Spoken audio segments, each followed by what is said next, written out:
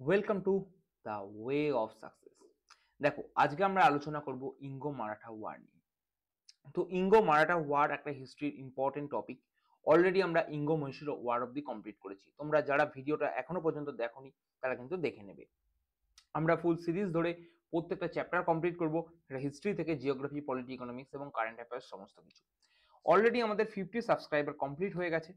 তো আমরা 50 subscriber complete হওয়ার ফলেই আমরা কারেন্ট অ্যাফেয়ার্সের এমসিকিউ এবং তার সঙ্গে ডেসক্রিপটিভের ওপরে কোশ্চেন কিন্তু নিয়ে আসছি, যাতে তোমাদের যে সমস্ত পরীক্ষা এমসিকিউ বা ডেসক্রিপটিভ কারেন্ট অ্যাফেয়ার্স যাই আসুক না কেন, তোমাদের যাতে প্রিপারেশনে কোনো সমস্যা না থাকে। তো চলো, ইঙ্গো মারাঠা ওয়ার কি জিনিস। প্রথম কথা, এই যুদ্ধটা ইঙ্গো মারাঠা ওয়ার, এটা যুদ্ধটা শুরু হয়েছিল কিভাবে? পেশোয়াদের একটা সঙ্গে রাজা বলছি সরি ব্রিটিশদের একটা প্রকার চুক্তি স্বাক্ষরিত হয়েছিল, যেটা সুরাটের সন্ধি নামে পরিচিত আমরা সবাই। তো পেশোয়া কথাটা তোমাদের কাছে নতুন মনে হচ্ছে বা অনেকের কাছে পরিচিত। তো পেশোয়ার সঙ্গে মানে আমাদের ব্রিটিশদের চুক্তি কেনই স্বাক্ষরিত হলো, তার বিহাইন্ড দ্য হিস্ট্রিতে কিছু রয়েছে, তো সেটা আগে আমাদের জানতে হবে। তো চলো আমরা একদম স্টার্ট থেকে শুরু করছি, যে মারাঠা সাম্রাজ্যে কিভাবে ক্রোনোলজিটা এলো। মারাঠা সাম্রাজ্য মেনলি ফাউন্ড করা হয়েছিল বা তৈরি করা হয়েছিল কার দ্বারা? সাঞ্জি ভোসলে এবং তার সন শিবাজির দ্বারা। মানে শিবাজি এবং তার বাবা সাঞ্জি ভোসলে, ঠিক আছে, দুজনে মিলে কিন্তু মারাঠা সাম্রাজ্যের মানে একদম সূত্রপাতে তারা ছিলেন বা শুরুর সময় তারা ছিলেন, এবং তাদের ক্যাপিটাল ছিল রায়গাদ। ওকে, সেই সময় যখন মারাঠা সাম্রাজ্য মানে শাসন শুরু হয়েছে, সেই সময় আদিল শাহ ডাইনেস্টি এবং মুঘলরা কিন্তু একই সঙ্গে কন্টেম্পোরারি তারা শাসন কার্য পরিচালনা করছে।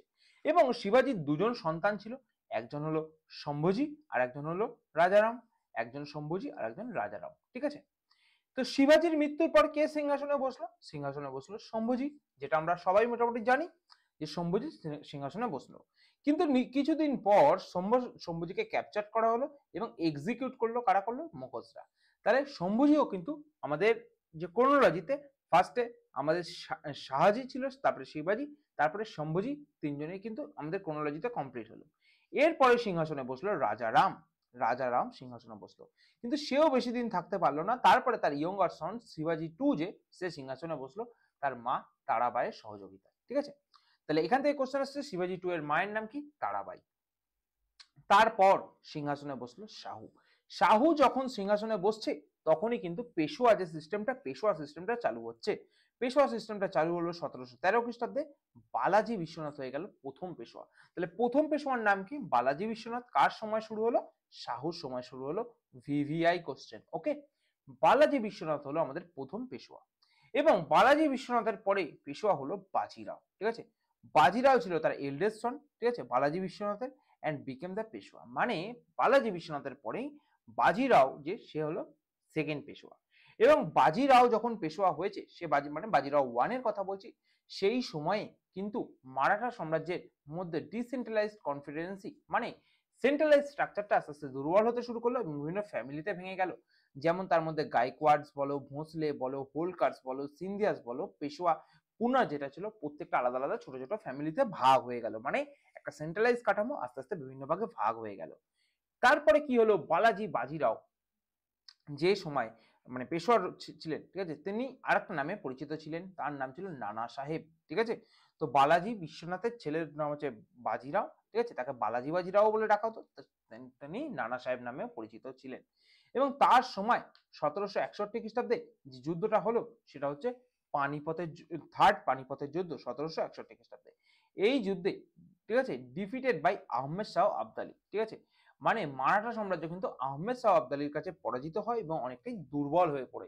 মানে এটা 1761 সালের কথা বলছি, ঠিক আছে। সেই সময় যখন মানে তারপরে মানে থার্ড ব্যাটেল অফ পানিপথ, এই ঘটনার পরে সিংহাসনে আসল যে সিংহাসন নিয়ে লড়াইটা সেটা শুরু হয়, ঠিক আছে। তারপরে সিংহাসনে বসে, ঠিক আছে, মানে পেশোয়া মাধবরাও ওয়ান। মাধবরাও যখন বসে, সেই সময় ইন্টারনাল কনফ্লিক্ট চরম সীমায় রয়েছে এবং তারও মৃত্যু ঘটে 1772 সালে, ঠিক আছে। তারপরে সিংহাসনে বসে কে? পেশোয়া হিসাবে নারায়ণ রাও, ঠিক আছে। কিন্তু নারায়ণ রাও কিন্তু ইন্টারনাল কনফ্লিক্টের মানে সিস্টেমের মধ্যে পড়ে তারও মৃত্যু হয়ে যায়, ঠিক আছে। নারায়ণ রাও যখন মারা গেলেন, তারপরে এলো আসল যে মানে আমাদের সুরাটের সন্ধি, সেই সময়কাল। সেই সময় পেশোয়া হওয়ার জন্য দুজন লড়ছেন। একদিকে রয়েছেন রঘুনাথ রাও আর একদিকে রয়েছেন মাধব রাও। তো রঘুনাথ রাও হচ্ছে নারায়ণ রায়ের, ঠিক আছে, ভাই, আর মাধব রাও দ্বিতীয়, সে হচ্ছে নারায়ণ রায়ের সন্তান, ঠিক আছে। তো কে সিংহাসনে বসবে এই নিয়ে একটা যুদ্ধ চলছে, কিন্তু শেষমেশ বারাভাই কনস্পিরেসির মাধ্যমে মাধব রাও দ্বিতীয়কেই কিন্তু, ঠিক আছে, সিংহাসনে বসানো হতো। এবং সেই সময় এই ডিসপিউটটাকে কে সলভ করেছিলেন? নানা ফড়নবিস। এবং কাকা রেগে গেলেন, কাকা রেগে গিয়ে কি করলেন? কাকা রঘুনাথ রাও রেগে গিয়ে ব্রিটিশদের সঙ্গে একটা চুক্তি স্বাক্ষর করলেন, যেটা হচ্ছে ট্রিটি অফ সুরাট নামে পরিচিত, ঠিক আছে, যেখানে সলসেট এবং বেসিন দিয়ে দেওয়া হবে ব্রিটিশদেরকে। এই কথাই কিন্তু স্বাক্ষরিত হলো। ক্লিয়ার? তাহলে এই অবধি গল্পটা তোমাদের কাছে ক্লিয়ার হলো যে কিভাবে অ্যাংলো মারাঠা ওয়ারের সূত্রপাত হিসাবে যে সুরাট ট্রিটি আমরা বলি, ঠিক আছে, সরি সুরাট বলছি, সরি হ্যাঁ, সুরাটের ট্রিটি আমরা তোমাদেরকে বলি 1775 সালে, সেই ট্রিটি অফ সুরাট কিভাবে তোমাদের স্বাক্ষরিত হলো, ঠিক আছে। এই ঘটনাটাই যখন চলছে কন্টিনিউয়াসলি, সেই সময় ব্রিটিশ কাউন্সিল যেটা রয়েছে, ব্রিটিশ ক্যালকাটা কাউন্সিল, তারা ট্রিটি অফ সুরাটকে অপোজ করলো, তারা এটাকে অপোজ করলো, ঠিক আছে। এবং ট্রিটি অফ পুনান্দাজ স্বাক্ষরিত হলো 1776 খ্রিস্টাব্দে। কিন্তু নানা ফরেনবিস এই যে মানে ট্রিটিটা স্বাক্ষরিত হলো, এটাকে ভায়োলেট করলো এবং যুদ্ধের পথে গেল নানা ফরেনবিস, ঠিক আছে। সেই সময় মহজ্জি সিন্ধিয়া নামে একজন ব্যক্তি ছিলেন, যে ইউজ করলো স্কোরসড আর্ট ট্যাকটিস। সেটা কি? মানে এনিমির বিভিন্ন যে সমস্ত জিনিস আছে বা খাদ্যদ্রব্য আছে সেগুলোকে পুড়িয়ে দাও, যাতে তারা মানে যুদ্ধ করার মতো সাবলীলই না থাকে। সেই ট্যাকটিক্সটার নাম হচ্ছে স্কোরসড আর্ট ট্যাকটিস। এই পলিসিটা অবলম্বন করে ব্রিটিশদেরকে সারেন্ডার করতে কিন্তু বাধ্য করলো, এবং ট্রিটি অফ ওয়াদগাওয়েনের মাধ্যমে এই যে আমাদের মারাঠা যে মানে ফার্স্ট ইঙ্গো মারাঠা ওয়ার, সেটা কিন্তু মানে এন্ড হলো, এবং এখানে কিন্তু মারাঠাদের কিন্তু জিত হলো, ঠিক আছে। এবং এই টিটির শেষমেশ, মানে এই টিটি না, এই যুদ্ধের শেষমেশ ট্রিটি অফ সলভাই স্বাক্ষরিত হলো, এবং ট্রিটি অফ সলভাইয়ের ফলে সলসেট এবং বেসিন, ঠিক আছে, রিমেইন উইথ দ্য ব্রিটিশ, মানে ব্রিটিশদের কাছে থাকলো। Raghunath Rao and Rao received a pension. Raghunath Rao যে ব্রিটিশদের সঙ্গে সুরাটের ট্রিটি করেছিল, তাকে পেনশন দিয়ে মানে সরিয়ে দেওয়া হলো, মানে তাদের পুরো সিস্টেম থেকে। Maratha and British agreed two piece, তারা কিন্তু শান্তি চুক্তিতে স্বাক্ষরিত হলো, ঠিক আছে। এটা হলো ইঙ্গো মারাঠা ওয়ার নিয়ে যা যা ইনফরমেশন, সেগুলো সবই ডিসকাস করলাম, ঠিক আছে।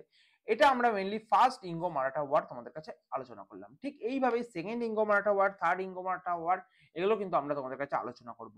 যদি ভালো লাগে এই সেশনটা, অবশ্যই কমেন্ট সেকশনে জানাবে মানে তোমাদের নিজের মতামত, এবং চ্যানেলটাকে কিন্তু লাইক এবং শেয়ার করবে।